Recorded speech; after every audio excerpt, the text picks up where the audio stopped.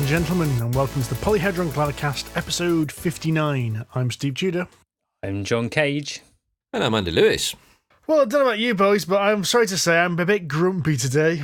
Yes, well, you know, I've subtly edited the title of our podcast for the show notes. Yes, I saw that for a show notes. I'm not going to put that actually in the podcast proper, but there we go. Oh, can I do it instead? Words to the effects of, Steve's not terribly happy right now. No. And I blame daylight saving for my misery. Oh, you're one of these people that gets affected with no sleep. Yeah. Oh dear, never mind. What have the clocks done to you, Steve? Made me lose an hour of sleep is what they've done to me. I didn't realise how much 1 hour difference would make, but it's like catastrophic. Laura's been complaining something along the similar lines. It's horrible, it's terrible, I'm jet lagged all week. Oh, for goodness sake. That's how bad I've been extremely grumpy because of it, as you might have noticed. Yes, we have. In the 5 minutes we spent preparing this podcast. And on general chats, you've been a bit more, slightly more grumpy than usual. A bit more forthright with your opinions and to the point with them. This should be an interesting podcast ahead. Prepare yourselves. It sounds, Mr. Lewis, that I'm not the only one who's having trouble sleeping. You've had some nighttime visitors. Yes, I and not have. the sexy kind. I'm not sure where that's going. Let's move swiftly on. Nighttime visitors. Great Uncle Charlie has not visited my room for a great many years. I've had a lot of therapy to get rid of that, and now you have to bring it up again. No. Thankfully, it was not Great Uncle Charlie, or indeed John, that's been visiting me recently, but a couple of weeks ago, it would seem that we have a fox in the local cul-de-sac in which I live. And it seems to take great delight in goading the neighbours' cats right outside my bedroom window. At 3 o'clock in the fucking morning. You can hear it. I don't know if any of you live in the country. I do. Yes. You do. You live in the arsehole of nowhere. And, no, I live in the arsehole of nowhere's arsehole. That is true. Nowhere is 3 miles away. I hear you're getting fire next week. Let's not be hasty. Flint. I don't know if anyone's heard a fox squeal, but you'd think it sounds a bit like a dog, but it doesn't. It's this horrible high-pitched screech. It's really sounds like awful. a Nazgul. A Nazgul? Yes, it is. It's an orange Nazgul. With a bushy tail. And the thing is, it takes great delight in goading our neighbours' cats. So you wake up to this horrific sound in the morning, and I keep thinking that our cats have got out somehow, and they're getting beaten up by a fox. No, they're not. Are you sure it's attacking other cats? Are you sure it's not just, that time of the year when they... Oh, no, you can hear the cats hissing as well, and if you look out the window you can see them because there's a street light just outside, and you can see this pitched battle on our driveway, and there's a Mexican standoff between 2 cats and a fox. It's basically real-life Root the board game going on outside your window. Pretty much, yes. The Marquis de Fox. And I can turn around and say, well, no, you don't have dominion here, you can't place a factory. But they just this awful noise. So yes, not much sleep there. Well, you've helped solve the conundrum for me there, Andy, actually. Oh, I. Because I woke up the following morning and found out something has been digging up our backyard. Really? So something has dug under the fence into next door. And so I was actually mowing the backyard and I found another hole in the other corner of the fence. And everyone's going, oh, it's probably a fox. And I was like, well... I've had foxes around before, and you can usually tell when a fox has been around because it absolutely bloody stinks. Oh yeah, fox shit is horrific. Oh yeah. If you've ever walked a dog, for some reason dogs seem to take great delight in rolling in fox shit. Not only is it the stickiest substance known to man, it also, as you quite rightly point out, stinks. Yeah, carnivore poop is pretty nasty. Mm-hmm. It's worse than just the normal smell of shit, though, isn't it? It's like as if like shit that's been soaked in vinegar overnight or something. It's been hardened to weapons grade. It really is. Well, I can happily say that we don't have that smell, and we've not been woken at 3 o'clock by a fox terrorising next door, so I think we've got a badger. That would be actually quite cool. You need to borrow Andy's webcam. That sounds more sinister than it is. It's a special nighttime webcam. It is. I set up Fishcam many years ago when I first got my aquarium because I wanted to watch the fish remotely, and I set it up, and it worked quite well. But it's sort of sat languishing in a cupboard for a while, so you are more than welcome to borrow it to see if you can catch this perpetrator. And I think if it is a badger, you should put it on a leash and make it a guard badger, because that would be awesome. Whose cupboard is that webcam currently in then, Andy? Mine. Oh, right. Okay, good. It's to know. below the fish tank before you start suggesting gimps or other hideous things. I don't know what you're talking about. Would I put those sorts of images into our poor listeners' minds? Nope, but I would. And not just in their minds. Whoa. Are we back to Great Uncle Charlie again? Oh, dear. Okay, let's move on. So speaking of animals, we just got back from a week's holiday in the Lake District, which was very nice. Well, it would have been nicer if Kaz hadn't been ill for half it, but we managed to play some board games as a result, so that's not a bad thing. And whilst we were away, we got an email from our cleaner to say, Dear John and Kaz. Wait. From your cleaner? You have a cleaner? Well, I'm not doing it. See, now I'd expect Andy to have like a butler or a valet. Exactly, yes. You to have a cleaner. I have considered it, actually. Why is it acceptable for Andy to have one, but not me? Because not a cleaner, a valet. I can just imagine Andy paying the money to have someone going to newspaper for you, sir. Yes, exactly, because I went to a posh university and I have a pipe and a beard. I am allowed to be civilised. I went to university with royalty, I have you know, Mr. Cage. Actual royalty. Whoa. I went to Bristol. I rest my case. Remind our dear listeners where you went then, Andy? St Andrews. St Andrews. Honestly, Bristol far superior. No. St Andrews, older, better, better. You're right, that's a flawless argument. I can't compete with that. It is. It is one of the world's greatest universities, and it has royalty there. And that's where they make the rules of golf. So, you know, posh people definitely go there. I win. Just because posh people go there doesn't make it better. Anyway, we're off the point. But it does mean that I'm used to being posh and therefore can have a valet. I grew up in Oxford. Surely I'm posher. Didn't they kick you out? No, Oxford didn't kick me out. Oh, no, that's right. Brum kicked you out. I remember now. What?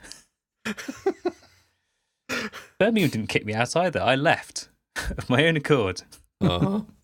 We run out of town like a common pygmy. Yeah, I've got the wrong accent. Out you go. But I like it here. Anyway, yes, I came back from my holiday. No, I didn't come back. I was on holiday and we got an email from our cleaners. Serious. Suspend disbelief. To say that apparently there's a bird flying around the house, and did we know? Well, what? Did we know? Yeah, do you know what? Everyone, when they go on holiday, leaves a bird flying around their house, shitting all over the furniture. That's exactly what they do. Like, no indication as to whether they dealt with it or done anything, whether they just turned up gone, oh, there's a bird in here, we'd better go. The bird inside the house? Yeah. So, because when you said there's a bird flying around your house, I thought that meant about the outside. It's like, oh, there's a bird flying around your house. Well, yes, that's because it's outdoors. No. There was a bird inside the house, flying around, pooping on the furniture. So I would guess that our beloved cat had brought a present in for us, hoping that it would encourage us to return home. Released it, chased it around for a bit, got bored, thought, I'll go and find another one. Awesome. So yeah, fortunately, they did do something about it. Spent 40 minutes chasing around the house before they got it outside. See, this is like modern internet logic now. This is the sort of thing you see, or used to see, certainly on things like Facebook and Instagram and stuff, where people would, hack their arm off by accident, and instead of calling the ambulance, they would take a picture of it and put it on social media and go, hey guys, what should I do? I'll tell you what, First thing to do, clearly, take a picture of it and post it on the internet, you twat. I was reminded of that bit in the IT crowd where Moss is there and there's a fire in the room. He's writing an email about, "Dear fire service, there appears to be..." Oh, actually, no, that's far too serious. Let's change the tone a bit. Fire! Exclamation mark! Fire! Exclamation mark! So, I believe you had another woodland visitor, Mr. Cage. I'm not sure what you're talking about, Steve. Could you possibly mean that the news ferret have arrived? What the is that? So you can't see this, dear. Oh dear, my god. dear listeners, but I do now have a news ferret puppet. Oh god. You look like a low-rent Keith Harris. The weird thing is, right, this puppet, you can stick your arm inside it, sort of between its front legs. There is, however, also a pocket at the back, but it goes the opposite direction. So, like, you can make him run. It's the most random thing I've ever seen.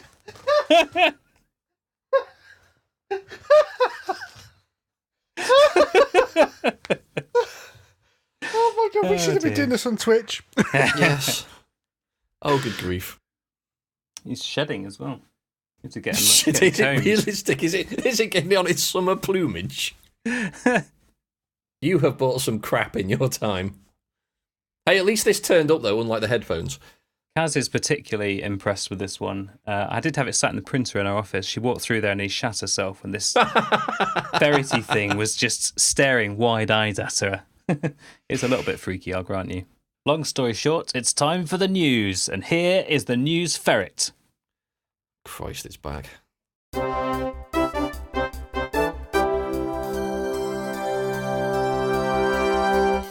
News ferret numero uno, the one and only now, since the rest of them got scared away by this big bastard, has returned with some interesting tidbits about Defiance. Now, Steve, you found this little one, and it's a gem. I honestly thought this was an April Fool because I saw the news yesterday, because we're recording on April the 2nd, and I saw this on April the 1st, and because there was a lot of really shit board game April Fools going round, and I was convinced that this was a load of bollocks. But no, this is actually true because the original news article was produced on March 29th. So this is Corvus Belli, who make Infinity, are going to be releasing a dungeon crawler based in the Infinity universe. Oh my god, oh my god, oh my god, please be good. Please be good, please be good, please be good. Well, It's not really a dungeon, is it? It's more of a space Hulk. it's a space... Exactly that. How amazing is Space that? Hulk crawler. I can't help but think there's a game that's already done this. What's it called? Anyway. It's what they have released, and they said it's a dungeon crawler with high-quality metal miniatures, and this is the interesting bit, which is compatible with Infinity. Indeed. So basically what this means is even if you get this and the dungeon crawler part of it's a load of rubbish, then you've still got a bunch of miniatures you can use in your Infinity games. So it's not all bad. It's all good, because it's probably going to be amazing, because Infinity, the tabletop shoot 'em up type game, is fantastic. I have high hopes for this. Yeah, it's coming to Kickstarter, but I don't know when, because it just says... Oh, no, it just says fall 2019. You mean autumn? Yes. Yes, I do mean autumn. Okay. They say fall 2019. Yes. We shall be all over this. Like stink on a monkey. Indeed, like stink on a monkey. Or stink on a fox. So that is Defiance from Corvus Belli. Machi Koro. There's a game that we've all played. Well, there is now a legacy version on the cards, so to speak. What? So you're still rolling dice, you're still collecting income, and you're still racing to build landmarks. But then you unlock Censored, and you start earning a little extra income by Censored, and that the description is quite censored, I should point out. I think they don't want any spoilers out. But essentially... Do you mean redacted rather than censored? The essence is, though, that you've got choices that are going to bleed into further games. So the stuff that you do to begin with, there's an engine that's building that continues into future episodes. I mean, it might actually make Machi Koro interesting. I think it may. Steady on. We shall see. I don't have a release time for it at the moment, but we'll keep our eyes peeled for that. Trying to predict board game release dates is like, you might as well just throw a dart at a calendar. I mean, like a big company like FFG, they're releasing 2 big games I'm really interested at the moment. Lord of the Rings Journeys in Middle-earth and Star Wars Outer Rim. Can I find any information about when those games are being released? No. And they're not even on the FFG, this is the shit we plan to release this year tracker. It's on that tracker, but if you realise that tracker doesn't actually give you any information. I am aware of that, yes. It merely says soon. I've even got in touch with a board game retailer and said, do you know when this is coming out? And they went, it's FFG. We'll know it's out when it arrives at our door. Nice. Actually, interestingly, going on the Pandasaurus Games website, you do appear to be able to buy it. So maybe it's out already. Hurrah! Oh. Colour me uninterested. Or uncolour me interested. Uncolour me, yes. A nice shade of pale grey. Grayscale me uninterested. So that was Machi Koro Legacy. There's an Exodus Chronicles reboot. Steve, do tell. So, Andy, you have played Exodus Chronicles. I'm going to nod and pretend I remember. I will say 2 words to you. You finished the game and said, I shall now be calling this game Twilight Eclipse. Right, got you. Yeah, I remember that. Oh, this is the one where I nuked your planet, isn't it? Yeah, it is, yeah. I remember. That was quite good fun. Although, yes, it was not as good as either TI or Eclipse, so yes. Now, I've been told that we only had the base game, and I've been told that the expansions fixed a lot of things in the base game and made it a lot better and made it comparable with Eclipse and TI. Right. And what this Kickstarter version does is it has taken those expansions and merged them and squished them all together into one big happy box, so you have all the good stuff right from the start. Well, that sounds good. So it's done what TI4 did. Yeah, it's done what TI4's done, yeah. Take the best bits and smushed it together. Right. However, I've just looked at the Kickstarter page. Is it £1 million? No, it's only raised £44,000 so far. How long has it been running? Well, it's only got 10 days left, so by the time you listen to this, if I get this out Sunday afternoon... 5 days left. It's only going to have 5 days left. That's... I'm going to stick my neck at it. I don't think this is going to fund. What's its target? £61,000. It's only had 596 backers. Yeah, it might. It might scrape through, but to me, that doesn't. 596 backers for a game. If you had a Kickstarter 5 years ago, 596 backers would have been loads. Yeah. Especially for a game this size. Especially for a game this size, yeah. I think a game this size is looking for about 1,000 backers before it really breaks even. At least. Yeah, and this is assuming that the funding goal here is the actual funding goal, and it's not a... Are you suggesting, Mr. Tudor, that some companies might not be on entirely level playing fields? Yes. I thought so. I'm suggesting that some companies put Kickstarter goals which are complete fabricated nonsense, so they can say, our game has launched. Yes. Our game is funded. Less of an insinuation, more of a flat-out statement. Yes. Did you see Crowdfunder has hit Kickstarter? Yes. The card game we played a few weeks back. That had a lofty funding goal of £1. That's ropey, that is. That's cheeky in one of two ways. Either it's because they can do what you've just said, although it does kind of mean that they're on the hook now to actually deliver something, no matter however much money they make from the campaign. Or cancel it. They could do that, John. Yes. There's plenty of circumstances of games which are funded, and then the publisher's cancelled it and gone, it's not making enough money, and everyone's gone, well, it's funded. Yeah. How can it not be making enough money? And they've kind of gone, not making as much as we'd hoped, so we're going to try again. Yes. Or the cynic in me kind of suggests maybe they're just going to rob everybody and go, nah, we couldn't deliver it by. No, it is River Horse Games crowdfunder, so it is a reputable company. That is true. So yes, the cynic in me can be quiet. But yeah, $1, that's suspicious. Yes. So I like the look of this Exodus Chronicles, but I admit I don't like the look of it enough to back it. Because I think, as we said, we played it and didn't think it was as interesting as... Well, I've not played Twilight Imperium, but I didn't think it was as interesting as Eclipse. And all the time I was thinking, well, I could be playing Eclipse here. Mm-hmm. Yes, that's the thing. It reminds me more of Eclipse than TI, but it does have elements of TI in it. Now, having played both, yeah, it isn't. It flat out is not as good as either of the other two. So, yeah, no. So it'd be interesting whether this expanded version improves upon that, but it's been interesting to see what's going to happen, because I got to admit, I can't see this funding at the moment. It was less grey than Eclipse, though. Yeah, that's not hard, though, is it? No, it's true. You know, grayscale me could be less grey than Eclipse. So that was Exodus Chronicles. One more morsel from the Ferret's jaws, and Steve's going to lose his shit over this. There's a remake of the Dune board game. I think you and I need to go to the pub right now, John. We'll come back in about an hour. Okay, so the Dune board game is this holy grail of board games, because it was released donkeys years ago and everyone really liked it, and it went out of print, and then another version was made, I think, and then Fantasy Flight Games tried to get the rights to it.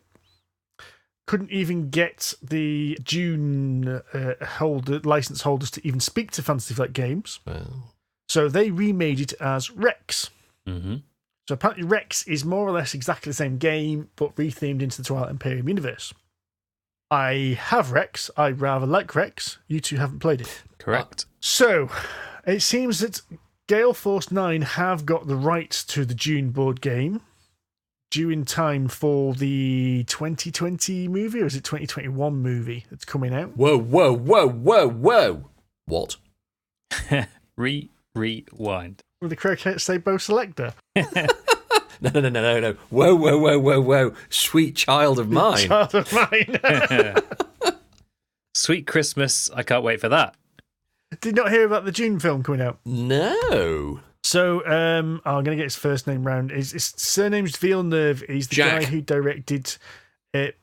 not the Formula One racer. The guy who directed the Blade Runner sequel. Oh, Blade Runner 2047.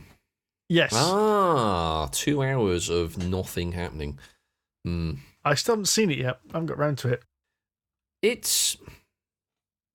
It captures the atmosphere of the original very well. I thought it was f***ing tedious. Andy Patience Lewis over Well, the there. thing is, I really like the first one. Blade Runner is a masterpiece of a film. It's a fantastic film. So I was really looking forward to 2047, but it was just kind of shit. I disagree. I haven't seen it yet, so You should come around and watch it on our projector. You might change your mind. It was also driven by coincidence, which is terrible storytelling. What, a bit like Indiana Jones? Yeah, but that was fun. That wasn't coincidence. That was all genius. If Indiana Jones wasn't there in Road to the Lost Ark, exactly the same thing would have happened. That is true, but not so true about the third one. What's it? Holy Grail. Probably true. Anyway, I wasn't talking And about that there one. were only 3 Indiana Jones films. 3. That's it. It's like Die Hard. There's only 3. Only 3. and a TV series. 3 films. Was there? You never watched Young Indiana Jones? Oh, that! Yeah, that was good. That was quite good. It that. was, actually. That was fun. Die Hard, the TV show. I was going to say, TV what? series. That's passed me by? What on earth are you talking about? Jimmy, I wouldn't be surprised if there was a Die Hard TV series, but it was that bad that everyone's just forgotten about it. Anyway, June, the June movie is coming out in a couple of years' time, and Gale Force 9 have got hold of the rights for the June board game, and they are using, because you couldn't buy the June board game for some time, there's been several print and play versions available online where people have made their own versions of it, and it seems like they have got hold of the artwork for the most popular one of this, and what it is the artwork already they've teased is this beautiful circular map of Arrakis. Hello. God. So I'm very excited for that, but at the same time, I own Rex, so do I actually need the Dune board game when I already effectively have it? A map of Arrakis. Surely you mean a portrait. You're saying it like a question, Steve. You're clearly going to buy this game no matter what. Yeah, I'm going to get it, aren't I? Yeah, he's not the only one. Dune's amazing. Interesting fun fact, actually. I mean, I assume you two have seen the original film with Patrick Stewart and all that lot in. Yes. I've seen several different cuts of that film. Ooh, have you seen the 6-hour cut? No, I've not got around to the 6-hour cut, I don't think. No, it'd be very hard pressed to find it these days. But apparently, I mean, the original, I think the cinematic release was, 4 hours long? I think that's the one I've seen. And that's hard going. But apparently, they shot the very, very, very original version that they actually filmed was something like 10 hours long. Oh, bloody hell. They edited it down to 6, which they were then told, no, that's still too long, and then chopped it down to 4. My understanding is that you can still maybe find the 6-hour version floating around somewhere if you're really lucky on some ropey old VHS. But the 10-hour version just doesn't exist because it sits on the cutting room floor now, which is a shame because I would probably watch it. Did you hear the stories about the version that was supposed to come out before then? No. Because the version you're talking about, the version with Sting and Patrick Stewart in, is actually the second attempt to make that film. The first attempt was, I think, 10 years earlier. And it sounded, is it Darren Aronofsky or something like that? I can't remember the name of the... Anyway, there's a documentary about it. And basically it was going to be really trippy. They were going to get... They had the rights to Salvador Dali to play the Emperor. Bloody hell. What?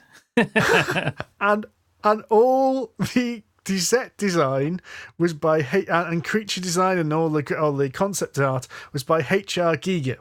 What? Oh my God. Designer of Alien. Oh, God. So basically, No. the sandworms were in fact giant penises. Oh. and it wasn't even subtle. It's just like, that's just a big penis. I think they chose wisely. Yes. Yeah, the original film was very, very good. That's enough news for today. Let's talk about some games we've actually been playing then, shall we? Yes. What a good idea. Andy, your name begins with A. Why don't you go first? Okay.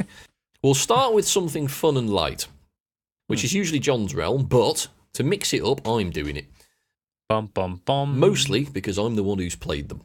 I've been playing 2, actually. Rory came over a couple of weeks ago, and we played one of the games, well, the game that Steve will talk about, but I won't ruin his thunder. And we also played Hanamikoji, which sounds like Hannah Montana, but not, which is a Japanese-themed, I'm going to say betting game, but it isn't necessarily betting.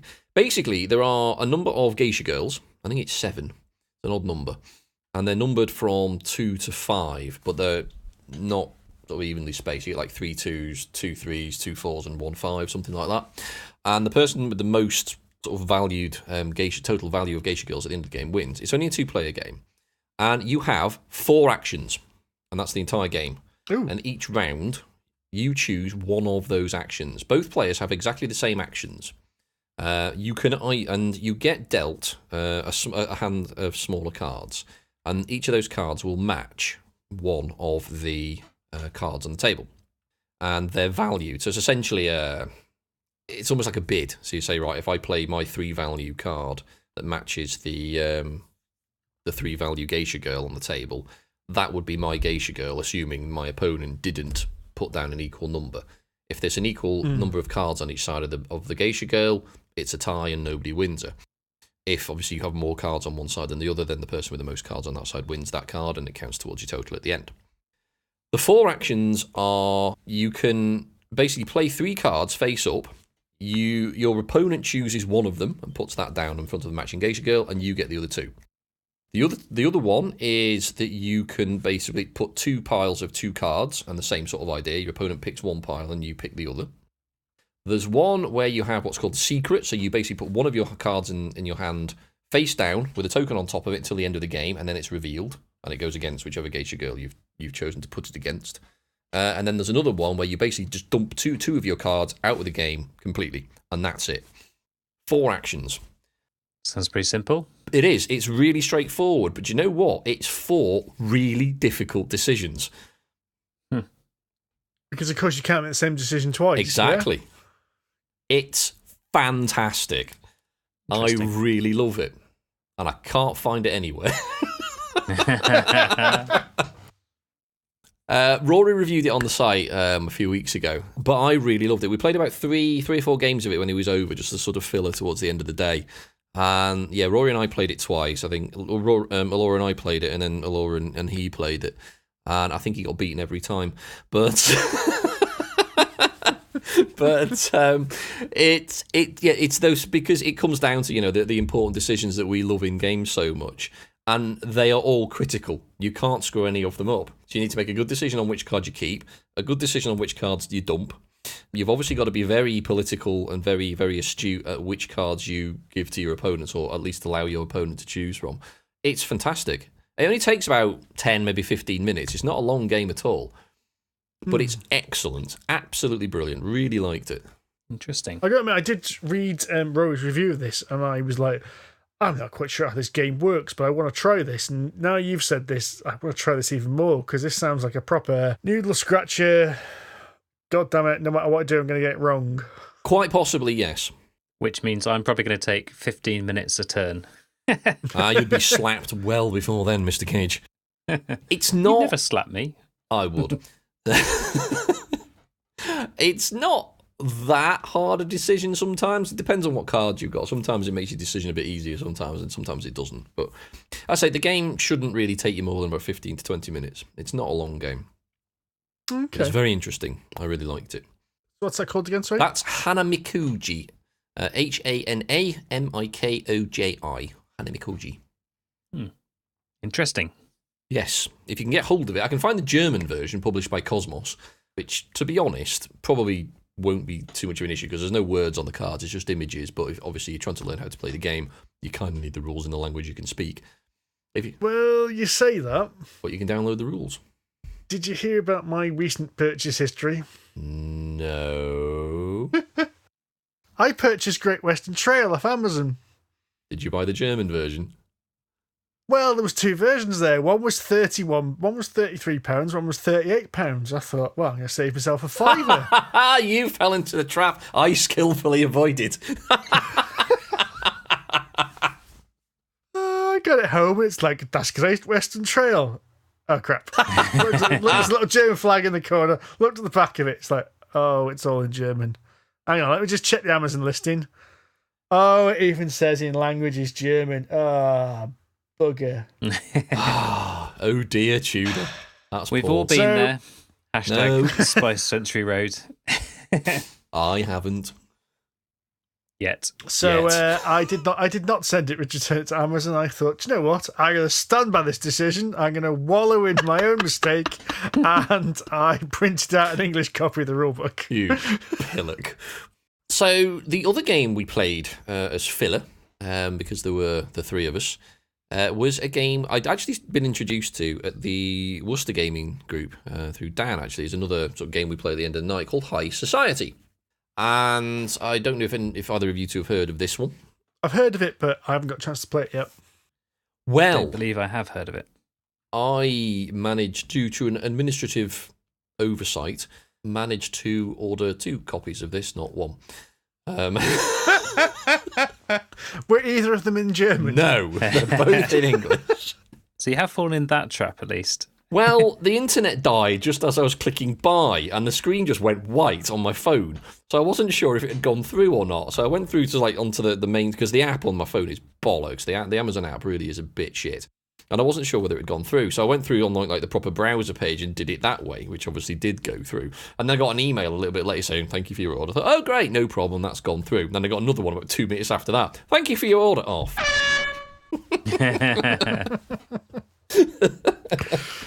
But thankfully, it's only a tenner, so it wasn't a costly mistake.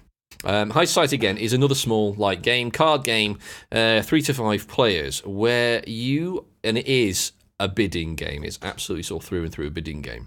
Each player has a hand of 11 cards, which represent values of money. Denominations from 1 to 25, it's sort of 1, 2, 3, 5, 8, 10, 12, things like that, all the way up to 25.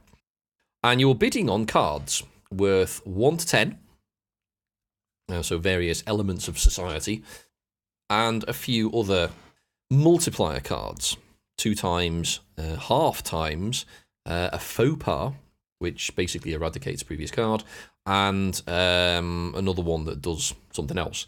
And the idea is that you're bidding on these things. Like a normal auction, someone will put down a bid. The differences are, and this is what makes it really, really clever, you cannot change down your cards. What do you mean by that? So, for example, if somebody, say, bet 10, or rather, sort of bid 10, and you had a 12 and, say, a 20 card, you couldn't play the 20 and say 15 and take 5 back. It would either be, you would either play 12 or you would play 20. That just sounds like bidding. Yeah, but you have only the cards in front of you. You cannot change them. So what you're saying is you can't take change out the pot kind of thing. Correct. Okay. And on top of that, at the end of the game, the person with the lowest amount of money left in their hand cannot win. They're basically discounted from the game. So you can't just go hog wild and bet all your money. So you have to be very shrewd about what you bet on and how much you bet. And on top of that, the cards that are so kind of negative cards, you're betting to basically not have them. Oh? Yeah. Not have them. So they kind of the bet works in reverse. So when you're buying a normal card, the person who wins the bid, they lose their money and everyone else takes their money back. And you get the card. So 1 to 10, you'll get that card. And the same goes for the sort of the 2 times multiplier cards. For the 3, I think it's 3, sort of negative effect cards, there's a half multiplier, a wipeout. So essentially it removes one of the cards that you've already got or the next card you get, depending on whether you've got any or not. And a -5, that's the one as well. So you'll score -5 points. When you're bidding on those cards, you're bidding not to have them. So the person with the lowest bid right, okay, yeah. gets those cards. And the person who wins the lowest card, those negative cards, they get to keep their money and everyone else loses their bids. Okay, I think I see. And that's it. It's that simple. Except it's not, and it's a bastard of a game, and it's fantastic. It's very simple mechanically, and yet it's much better with 5 than it is with 3. The strategy changes and the values of bids and stuff, because obviously more people are involved in the bids, so the money's spread around a little differently. But it's very clever. Very, very cleverly done. And for only a tenner, absolutely worth buying. Certainly sounds like punt territory. Yes. Oh, absolutely. No, I really like it. It's very clever. It's just those little twists that you can't change your money down and you can't go hog wild, although else you're basically limited from the game.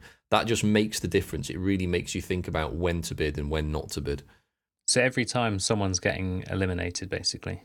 No. Only one person at the very end of the game, once everyone's finished bidding and all the cards are gone, the person left with the lowest amount of money in their hand is out of the game. They cannot win. Even if they've got the most points in front of them, they're out. They cannot win. So one person is always out at that stage? Yes. Just one? Just one. So yeah, as you said, it's to stop you just bidding shitloads of money on every single round. Yes, exactly. Yeah, so you got a balance between keeping the money in your hand and then getting what you want to win. Yes. Interesting. Yeah, it is really, really clever. I really like it. I got to try this. You should. I think you will both like it, actually. I really do. So there you go. That's High Society. 3 to 5 players. I forget who makes it now. But that is Osprey Games. Osprey, that's it. Yes, Osprey Games. Yes, and I believe it's one of Osprey Games' biggest selling games as well. I can believe it. It's good value because it's really good, and as you said, punt territory. It's a tenner. It's nothing. Yeah. You can get it on Amazon at the moment, or you can get 2 copies if you want. Some in English. Steve, what have you been playing? Well, I've been playing one game that Andy's been playing as well, which I actually played because I knew you were playing it. So I thought, try and make sure I've played something that Andy has played recently so we can talk about it with some degree of knowledge. And that is what is effectively Neon Jurassic Park, the board game.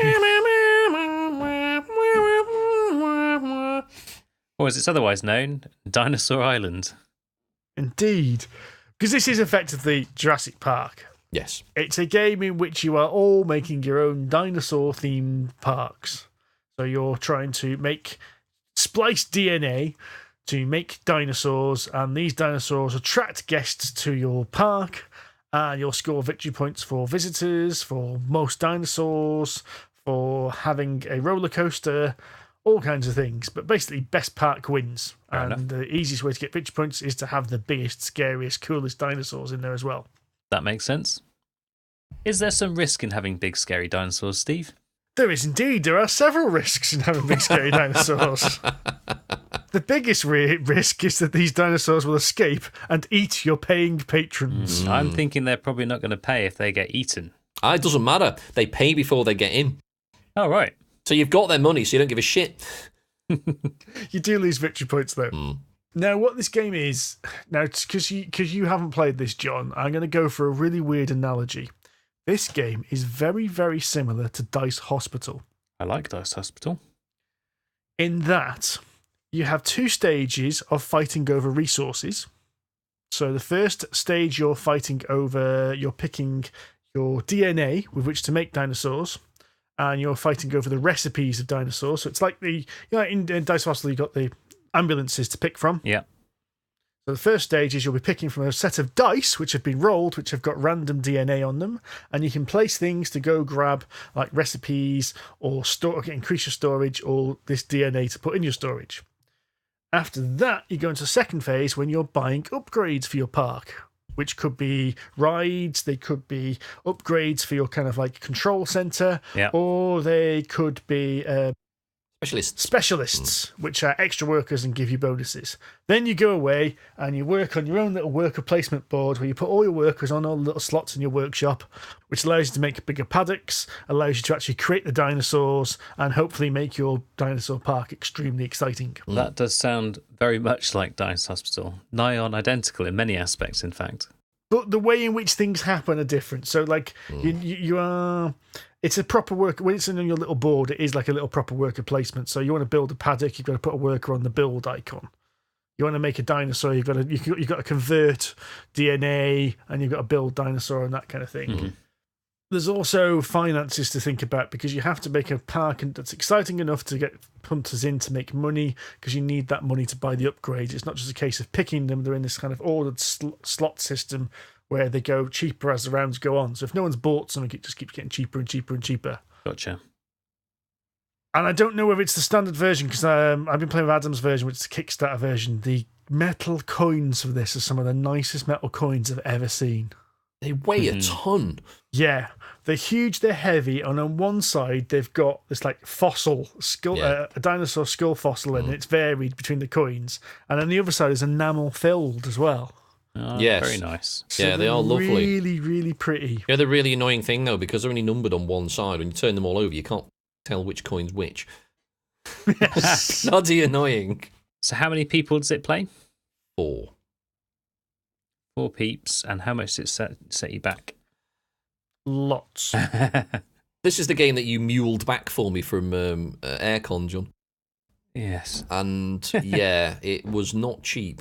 It's been on Kickstarter twice, and I do remember when it first came back from Kickstarter, it was there was a shortage of them. It was selling out that quick, so I don't even know it's available in retail. You'd have to have I don't think it is. I haven't seen it. No. This is why when David said he was selling it, I bagged it quick. Because I know it's been very popular. It's had a lot of good reviews, positive. And yeah, it's engine building, so the sort of game I would sort of go for. And having played it, I'm very glad I did. Likewise, I'm looking forward to it. Yeah, it's really clever, and it's, as you were saying earlier, there's this balance. You want excitement, so the bigger dinosaurs you make. So basically, you can make herbivores, small predators, and large predators. Yes. And like each one of those gets you more victory points, but it's more difficult to make because you need more DNA to make them, a more complicated DNA. But it also, not only does it raise the excitement level, which is how many people are attracted to your park, it also increases the threat level. Yes. And if you haven't invested in security, well, it's not security, is it? Yeah, security. If you haven't invested in enough security, then yeah, dinosaurs escape and start eating paying guests, and you start losing money. And it's really this clever thing about you'll do. Oh, right, okay, I've got the recipe for the T-Rex. I'm going to make a T-Rex this round. T-Rex is really excited. Oh crap, that takes me well above my current security level. Oh, it doesn't matter. This round, someone's going to die. Same approach you apply to Dice Hospital, then, Steve. Yeah, I've got too more or many less, patience. Oh well, out with the old, in with the new. Sorry, you're gonna die. Sorry, Doris, you're out your arse. But I don't feel well. It's more efficient to just let the ones that are really sick just die off. Exactly. It's easier to treat the healthy ones. Yeah, that's Besides, exactly Why how it Steve works. should never be in charge of any kind of health health system management. I'm an engineer, not a doctor. Exactly. It's cheaper to treat the healthy patients as well. So Exactly. it's better for everybody. Oh my. Oh God, I'm a Tory running the NHS, aren't I? But yes, Dino Island, I really quite enjoy. I played it a few times. Is it 2, 3, 4 times, something like that now, and I do enjoy it. It's mechanically very straightforward, quite easy to teach because basically the game is broken into 4 phases. So you have the first phase where you roll the dice and pick the dice. Second phase is where you do buy your upgrades. Third phase is where you sort of piss about with making things. And the fourth phase is essentially cleanup, I think, isn't it? Something like The that. phases are written on absolutely everything as well, so you can't be confused. Like the boards themselves, you've got phase 1 in huge letters on them, so there's no confusion. Oh, the last thing you've missed Hooligans. is when when visitors come to your park, you have to draw visitors out of a bag. And these are these little plastic, either yellow or pink plastic meeples. And yellow meeples are paying guests, and pink meeples are hooligans. And hooligans barge their way to the front of the queue and jump your gate. So not only do they not pay, so you do not get money for them, they also don't get victory points for them, and they go even first. So they take up all your slots inside your park. Nice. I fucking hate them. Do you know how many hooligans I had in my last game, Steve? I don't know. Go on. None. The last game we played, in one turn, I drew 8 hooligans from the bag. Ooh. I swear there's only 10 hooligans in the actual bloody bag to begin I think with. there are, actually, yeah. It's a classic Tudor move. Which means that, and this is actually, although I really, really like Dinosaur Island, there were several aspects of this game that really wound me up, and that was one of them.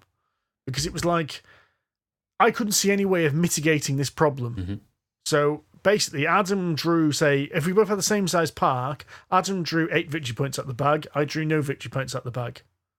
It's pretty harsh. It was pretty harsh when that's a lot of victory points compared to how long a game we ended up playing. So, yeah, you said this before, and you said, that was 8 out of sort of 30 victory point game. Now, when we played as the 3-player, and when we were up in we played a medium-length game as well. So there were 4, 5... victory point cards. The number of cards is determined on the number of players. Oh, that's right. So I think there were 4. Number of players plus 1 it should be. Yeah, so there were but then 4. you got a selection. You got a selection of a short game, medium game, or long game. And what these basically are is achievements, John. Okay. So these dictate when the game's going to end. So it'll be like have so many dinosaurs, or have so many upgrades, or have so much DNA in cold storage. They're all like little achievements. And if someone gets them in a round, then they score that victory points. And as soon as is it all of the victory point cards are scored, the game ends? Yes, that's right. So you're competing to do the same things on these? You are, but Yes. you can, if somebody scores one of the cards, everyone else can only score that card in that round. If you don't score the card in the same round, it's basically locked for the rest of the game. No one else can score it. So there's a massive incentive to get there first. Oh, it's not even the round, it's that phase. Is it? Well, I mean, it's the only thing you can do, isn't it? Well, no. Because it was like, for instance, the DNA one. There was a way in which I could have got DNA later in the round due to a specialist. Really? Jesus, that's harsh. Yeah, and Adam got it at one stage, and it's like, I can't get DNA until like 5 seconds later. So he's grabbed that one. I can't get You it. bastard. Yes. Yeah. But I mean, you said it was a 30-point game that you played, and we played a medium length as well. And we were up in I was up in the 90s. I think Rory was 89, something like that, and Alora was sort of 84. One of the things we did notice is now me and Adam have noticed we're very fast at playing games. So we played Dice Hospital in like 35 minutes the other week. That's how long it should take. So we played a game of Dinosaur Island including teardown, in less than an hour. And that was a medium-length game. Impressive, because there's quite a lot to set up in it. Yeah, well, he'd already had it set up. Okay, that saves some time. So this is including teardown. Right, okay. But we found, because of these objectives, and we were both caning it to get the objective first, because it's a race to get them, that... it's a bit pot luck depending on what objectives you draw. I was going to say, yeah, because some of ours would have taken several turns to build. I mean, there was one. The one I got was get your security up to 10 first, which I did because my plan was to basically build massive carnivores, so I'd need security anyway. So I just basically caned the crap out of that. I also ended up with an upgrade that allowed me to basically build, was it 1 or 2 security upgrades for nothing? So it didn't cost me any money. So I could do that every turn, basically just batter the crap out of it. And 3 rounds later, I was up in security level 12. Job done. And it means that, building sort of big bastard dinosaurs was not a problem. But you still need the engine to be able to do that, which takes some time to build. Yeah, well, we had the one where the objective, and it was a medium-length objective, was to get 5 upgrades in your workshop. Jesus. In a 2-player game, you could do that by the 3rd round. So basically, by the 3rd round, both of us had achieved 2 objectives, out of 3 objectives on the board. Because the other one was to get the DNA. And you get the DNA through dice, so yeah, easy. Yeah. Okay. It was just 3 rounds in, it's my dinosaur park was tiny, there was bugger all in it. Dinosaur field. Yeah, no, I mean, you're right. The game length would very much depend on what those objectives were. Very much. We were a bit fortunate that it took probably about 6 rounds at least before most of those objectives started to get taken. But even then, the game was only about 90 minutes long. It's not a long game. It's not a long game, no, to be fair, it's not. I just admit that I have these faults with it, but I do really like it. Yeah, it is good. I can see your point about the hooligans, though, because I built a load of security up. I had a guy who basically patrolled the park shooting rogue dinosaurs just in case there was a breakout. So a big tranquilizer gun. And I basically had effectively the same guy who did the same thing for hooligans, which allowed me, if I drew any hooligans, I could put 3 of them back in the bag and redraw. Yeah. Did he also have a tranquilizer gun? He did, actually, hilariously. But of course, if that card doesn't come out, you can't mitigate having the hooligan, so you get into the situation where you can get massively unlucky with your draw, I suppose, and get pumped for 8 victory points. Yeah, it was really weird because the rest of the game is so not random. It's so based on you're carefully selecting which resources you take each round, and then depending on how big your park is, there's a massive chunk of points that were completely random. I just felt like a kick in the balls, where it's as you say, you were looking at 100 points. If I was getting 5 to 10 victory points losing out on each round due to hooligans, it's over 6 rounds, that's a lot of points I could have lost. Points, yeah, sure.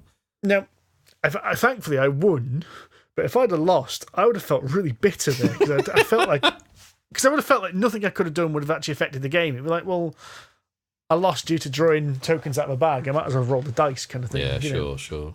Dinosaur Island, really like it, want to play it again. Absolutely beautiful looking. Little tiny pink dinosaurs are awesome. They are fantastic. There's millions of little buggers as well. You don't have it, do you?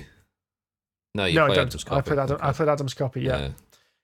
And I'm at that point where it's a game where I've got to debate whether I want to get it or not, because I know you've got it, I know Adam's got it, and you two are the people I play games with the most. So there you go. Problem goes away. Yeah. It's same problem. Now we're talking on this podcast, I've got 7 hours to decide whether I back Root on Kickstarter or not. Obviously, the answer is yes. Well, you've got a copy. Adam's got a copy. I'm tempted. John's probably going to buy it. But 3 for 3. But Andy's got a copy. And realistically, when am I ever going to play it without Andy? That's true. The Lewis Games Library, as I like to think of it. Oh, it's got bigger recently as well. How's the library? Yes. How big's your library? Well, is that a board game in your pocket, or are you just pleased to see me? Actually, it's Copy of High Society. I recently received U-Boot, which I'll talk about in a future podcast once I've played it a few times, because it is complicated, to say the least. I've mentioned it a couple of times in the past when I played the prototypes at Expo, but we'll go into more detail once I've played it a few times. And also, against pretty much everybody's better judgment, I may have bought Gloomhaven. Ah! Oh, Jesus. Who are you going to play it with? Well, rumour has it a member of this podcast is keen on playing it after work sometime. Pick me. Pick me. Oh, we're going to get into this horrible situation where my version's not going to get played now because you've played it all out at Andy's. It's different. It's a branching story, Steve. It's fine. I don't know. We haven't got as far as the bloody branches yet. That's true. It's just a competition, you see. I spent ages trying to persuade you to play more Gloomhaven, and there was always some ropey excuse why we couldn't play that game. Now, when he's got a copy, you're like, well, why don't you come and play with mine, John? That's because, John, you kept complaining and I went and bought an insert to get that game to the table quicker. I even arranged days for you to come and play it. Yeah, you're doing good. But, there's another person in the running, that's all I'm saying. I'm not exclusive. I never said I was going to be. It's not a competition. I've heard that people who play it have actually played that game 2 or 3 times from beginning to end. Jesus. That sounds bonkers, but because you can take different characters and different objectives to unlock everything, apparently takes 2 or 3 goes. Yeah, exactly. So there's plenty of game for the both of us. Indeed. And realistically, the chance of me getting to at least one of those games is marginally higher than... Trying to get all 3 of us in one place to play a board game at any one time is really difficult. It is, genuinely. It's a reason why we haven't finished Pandemic Legacy yet. True. I've got both of those as well. Just saying. Go ahead. If you manage to finish that game, I'll be impressed. Do you know what? At this point, I've had it 4 months. I've still not started it. I finished it. Off to a flying start. Oh, yes. Well, it was basically supposed to be for our sort of regular sort of gamers in Wolverhampton, Chris and Katie, but we haven't seen them for ages. So that plan's kind of fallen on its arse before it got going. Nice. Right then, let's answer some questions from the mailbag. Russell. What's this? Craig Turner says. Why is it so hard to throw away expansion boxes once I've integrated their contents into the base game? It isn't. Chuck 'em. It is. You're a junkie and a hoarder, Craig. That's why. It is difficult. When we were at Aircon... Was it Aircon? No, City of Games. I threw away the extension box to Dice Hospital. But it really did hurt. I'm walking to the bin with this perfectly good expansion box, and I'm going to put it in the bin.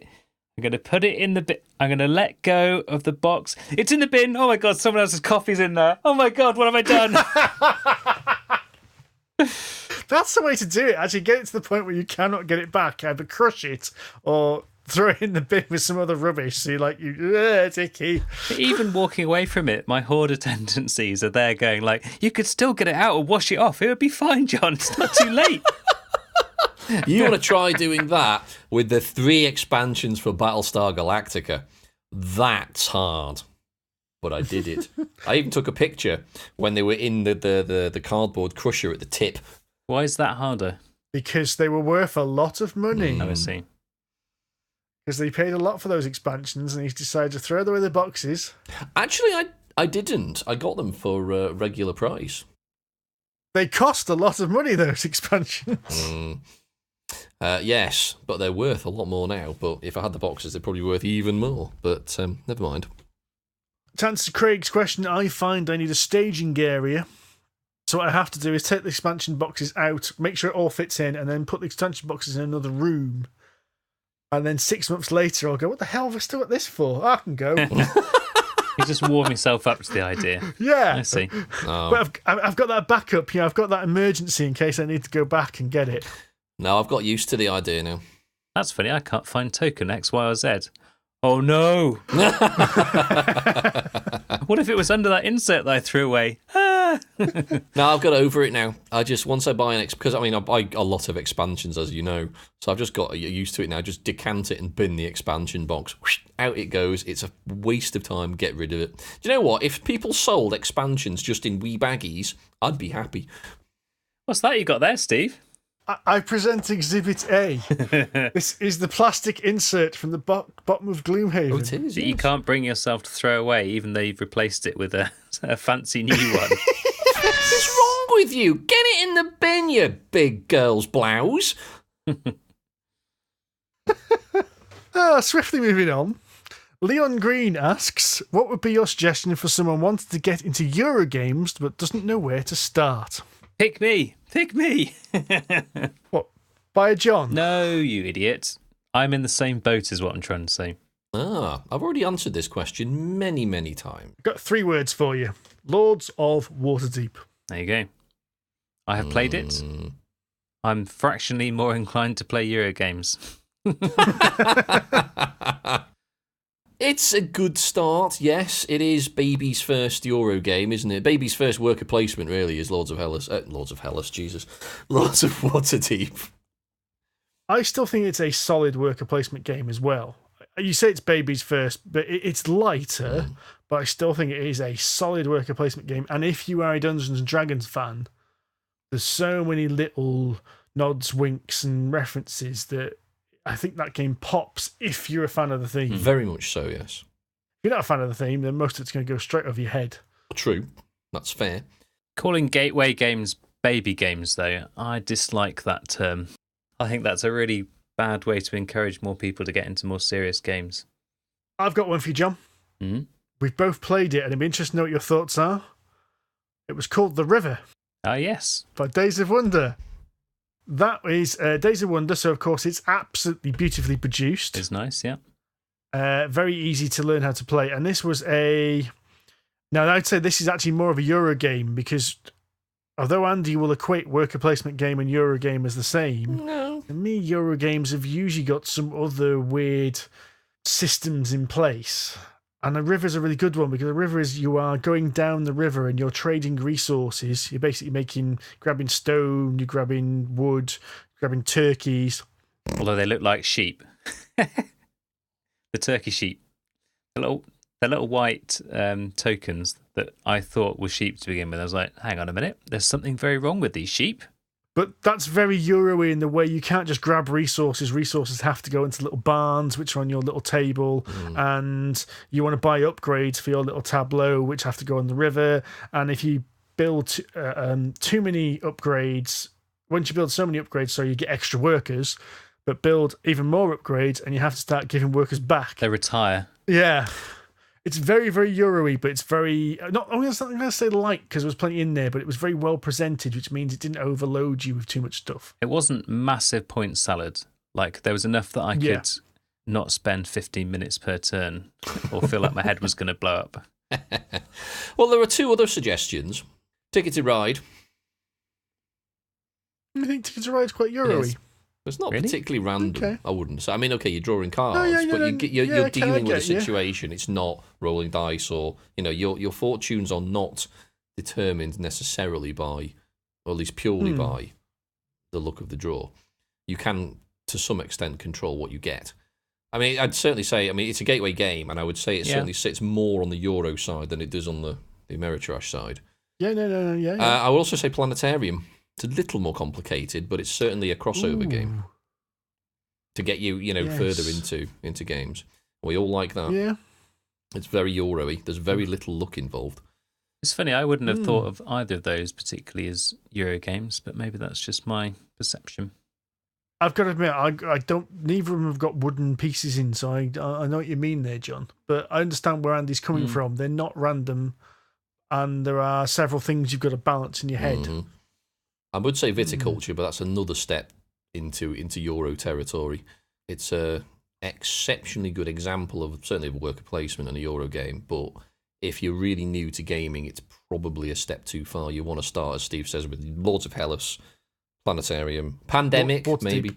Not Lords of... Jesus Christ, Lords of Waterdeep, not Lords of Hellas. Don't start with Lords of Hellas. That's not a Euro game. Something else. So yes, there you go. Plenty of opportunity. Trying to think of others. There's plenty of them. I've got a library full of bloody Euro games. I can't think of any of them. That's because most of them are heavier than a pregnant hippopotamus. That is true. I would suggest Agra, but that might scare people. Let's move quickly on. I'm scared. Petter Shank Olsen asks, which games are you looking forward to trying at the UK Games Expo? Well, we will answer that question in an upcoming podcast because we usually do shit we are looking forward to at the expo. which, given that it's only in 8 weeks' time, we should probably pull our thumbs out of our arses, boys. Yikes. Which, if you are a publisher listening, please tell us what games you're bringing to the UK Games Expo, because at this point, I don't have the faintest clue. No, we haven't even considered it, but we will be there. Indeed. Yes. So, George Mason asks a general question about the pitfalls of Kickstarter. Like, what happens when the process goes wrong? And will John ever get the money back for his headphones? No. Never going to see that money again. I didn't need that 200 quid. You see, that's the thing about Kickstarter. The risk sits with the backer, which is why it's so good for businesses, because they're offsetting their risk with the people paying for it. They're not risking their own money, they're risking yours. So you pays your money and you takes your choice. Sometimes you win, sometimes you lose. Yes.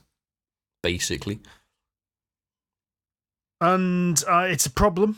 I'm not going to deny. As a backer, it's certainly a problem. Now, we are lucky. I actually do think we are lucky. I think a lot of board game Kickstarters just, generally get supported and go through without any issues. But as you said, it doesn't seem to be the case in some other technology areas and things like that. Is there any recourse? Well, interesting. We were having a discussion with Rory about a Kickstarter, which I'm not getting, which he actually pre-ordered. So he didn't buy it on Kickstarter. He bought it via pre-order. It's a bit cheeky. He can't get his money back either. Oh, really? Because the company has just gone. Oof, yeah. Game over, boys. Yeah, and it's not like it's a malicious thing. It's not like they've run away with the money. I think the company has just gone bust because I think the Kickstarter was costing a lot more than they anticipated, and the stress was getting too much, and unfortunately they've had to close the doors. Yeah, I mean, that touches on something that we've all talked about. I don't think we've talked about on the podcast, but something we've talked about, in face-to-face and on Facebook and stuff, is that there's a lot of board gamers out there who, they want to create a board game, but I think a lot of them are very naive when it comes to commercial aspects and running a business and things like that. It's very difficult. There are a lot of pitfalls, as George points out. Running a business is not easy. Things always cost a lot more than you think. I mean, I'm fortunate. I think the three of us are all fortunate because we've worked in engineering companies. We understand that projects are always more expensive than you think. I used to be a project manager, so I know that firsthand. And, if anything you think will cost, any amount of money you think something will cost, triple it and add 10%, and you're probably getting closer to the truth. But I think anyone who doesn't have that kind of commercial experience is probably going to be in for a bit of a shock. Thankfully, certainly the first time they do it. Oh, definitely, yes. But one of the great learning processes of life, you learn from failure, and hopefully it's not too expensive that you can come back to it. But certainly one of the greater pitfalls is not appreciating just how much shit costs, and also how long things take. Yes. Yeah. And also not realising there's such a thing as Chinese New Year. Yes, indeed. Yes, if you're doing Chinese manufacturing in China, then that is definitely something that you need to be aware of. Don't put your printing process in January. Yes. What do you mean you're not going to be open for 4 weeks? But you said you were going to print my game. Yeah, after that. Oh, exactly. Saying that, the company I used to work for tried to get something manufactured in China in January, and I had to fly out to China in January to go sort it out. Did you have a nice holiday? I came back about a week before the festivities began in full. Oh, you're going to say I came back a week later, covered in dragon. John H. Magic Javelin asks, box sleeves, what are they all about? That's a bloody good question, John. They're a f***ing waste of time. What's a box sleeve? It's, you get a sleeve that goes over a box. So not just the outer case of a regular box. There's now sleeves to go on top of that. Yes, Grim Forest had one, John. Monsterlands has one as well. It just basically slides on top, so it stops you getting into the f***ing box. And they're flimsy. Steve's getting one. There you go, he's going to show you. But they're flimsy, they tear, they're just awful thing. I just do not, I mean, they look nice, but they're a waste of time. They should be made illegal. Ooh. I've just shown John my anachrony. Anachrony has one? He slid it out. Yes. It went up. Turksy, you've gone down. Seriously. It's the Kickstarter version had the sleeve. Okay, yeah. And it was a Kickstarter exclusive. Yes. So the box sleeve is a Kickstarter exclusive. Yeah, Grim Forest did the Because same. It's basically the point when the manufacturers are thinking, what can we add as a stretch goal that makes it look like a premium product, doesn't cost us a massive amount, And gets people excited. and doesn't I know what they're gets people about. excited. They are a mechanism to throw your board game across the room at high velocity accidentally. When you're holding onto the Yes. sleeve, you turn around suddenly and whip, off it goes. Pretty much. Yeah. No, don't like them. Waste of time. And do you know what? I hate them even more on Blu-rays. Yes. I'm currently working my way through Game of Thrones. I'm on season 5, and I'm sure the number of box sleeves and lids and cases has extrapolated as the season goes on. I'm not kidding. Trying to get into season 5 Blu-ray Game of Thrones is a puzzle box. You got to lift this up. You got to slide that out. You got to pull that. You got to unfold this, peel this. Here's a question for you. On Blu-rays and I think DVD cases as well, right? You know, you kind of got on the bit that you open where you put your fingers and you open it, and you've got that little bit in the middle of it that's about, I don't know, about an inch by half an inch, the rectangle bit. It's got a couple of holes in it. What the f*** is that for? The security device Security goes lock. in there. I have never, ever seen that used. Because you buy cheap Blu-rays. But it's cheap Chinese knockoff. No, if when was the last time you bought a Blu-ray from somewhere like HMV? never, because I can get it There from you Amazon go. for about half the price. That's why. There you go. That's why you've not seen Oh. it. It's in retail stores when they've got they have it in the box, and it's a device which has, you know, like when you buy cloves and they have that like magnet yeah. security tag thing. It's like that. They've got to take it off at the till. Oh. There you go. So basically, it's a device to identify suckers paying too much for Blu-rays. If you want to put it like that. Yeah. I got to admit, we were out the other week, and I walked past a HMV, and I had to say to myself, I didn't even realise these places still existed. Actually, technically, they don't. HMV's gone out of business. It has, yeah. Oh, is it going out of business again? Yeah. Still, I think there's like about 3 stores left open, but it's not doing well because, you know, Amazon and other places online have just done them over. They haven't moved with the times. The one in Worcester's shut. Yeah. I think it's sad. They used to go there all the time. They used to do, contrary to what you said, Andy, they used to do quite good deals. They'd do like 3 for a £5 and that sort of stuff. If you were patient enough.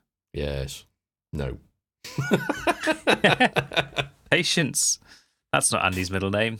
No, In fact, no, it is not. That's something that Andy is unfamiliar with. Well, it depends what it is. There are certain things I am very patient with.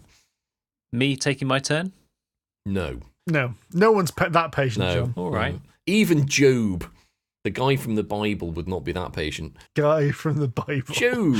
Yes. Not the guy from Arrested Development. Oh dear. Not Will Arnott, no.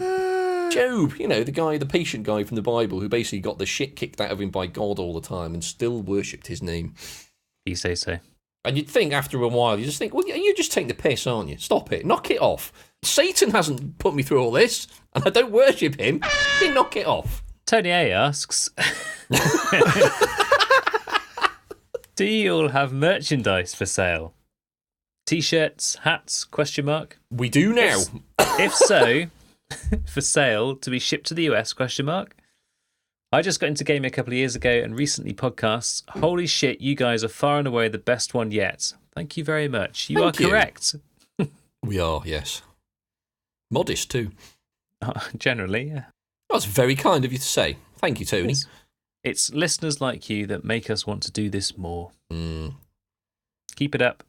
Spread the word. And we'll see what we can do about... how would we brand it? The thought has crossed my mind. Ooh. Now, one of the things I would say is we currently have some Polyhedron Collider t-shirts, but because we are a audio medium, unless Andy opens his mouth at a convention, no one knows who we are. We've proven that. It's true, there is empirical evidence to support that. Apparently, mine and John's voices are just average. Andy talks, and all of a sudden it's like, oh, you're Andy from Polyhedron Collider. Oh, yes. Me and John are like next to him going, Hello? we've been Come here on. all along. You see, I have charisma 20 and intelligence 4. Proficiency in annoying tone of voice, I think. I think you'll find that my persuade skill is particularly good. Got at least an 18 in volume. Yes.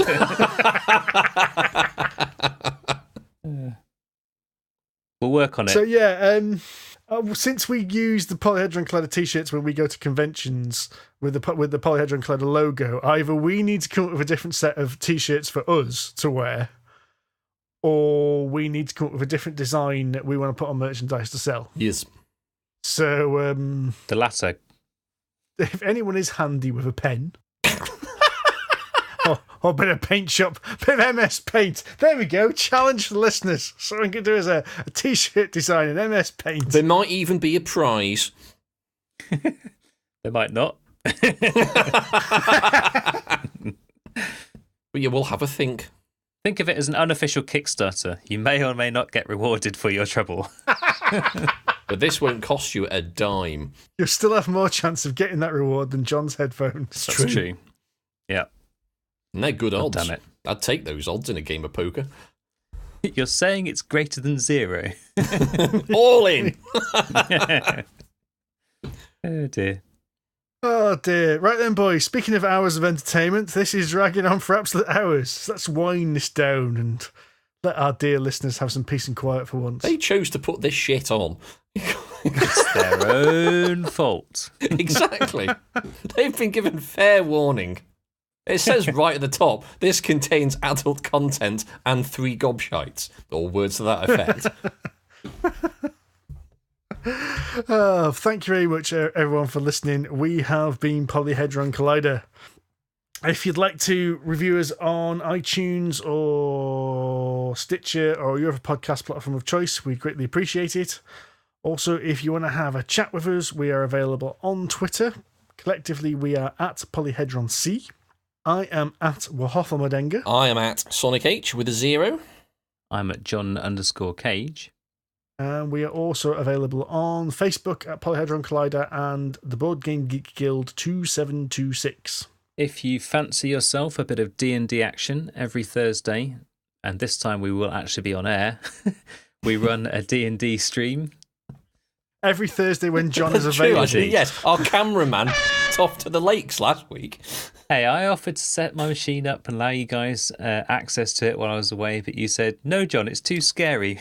Oh, man, I'd have totally done that and abused your PC. But, you know, never mind. Well, it's not like I would ever abuse your PC and write notes in your character's show notes because no, you left. Bastard. If you're going to leave your character open on my machine because you borrowed my computer, Can't believe I did that. That was then foolish. of course, my character Zanhorn the Bard is going to leave some notes about how he's the most awesome character in the world, and yours is an idiot. Good grief. For more banter like that, join us live every Thursday when I'm around, or possibly when Andy's around, if I can find a way to lock down my machine, at twitch.tv/Polyhedron Collider. And you can also find those sessions on youtube.com/user/Polyhedron Collider, along with the regular podcast. Thank you very much for listening, and we will see you in a couple of weeks. I do apologise, actually, we're a week late, so I've messed up the schedule. Because my aim has always been to release a podcast on the 2nd and 4th Sunday of every month. But again, because John went to the lakes, John had to have a holiday. We're now a week behind, so God knows when the next one's going to be out. Sorry. Next week. You have to do 2 in succession. I'm in enough trouble as it is already. Between D&D, actually playing some board games and doing this podcast, my wife is becoming a widow. We won't mention Factorio. Skip over that. Yes. Less said, soonest mended with that one. We'll see you all soon, folks. Tatty bye. Ta-ra! Catch you later.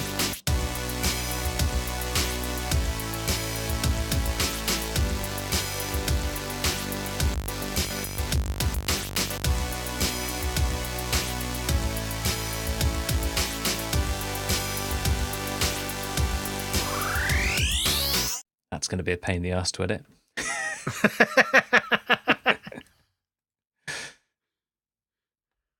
59, dude.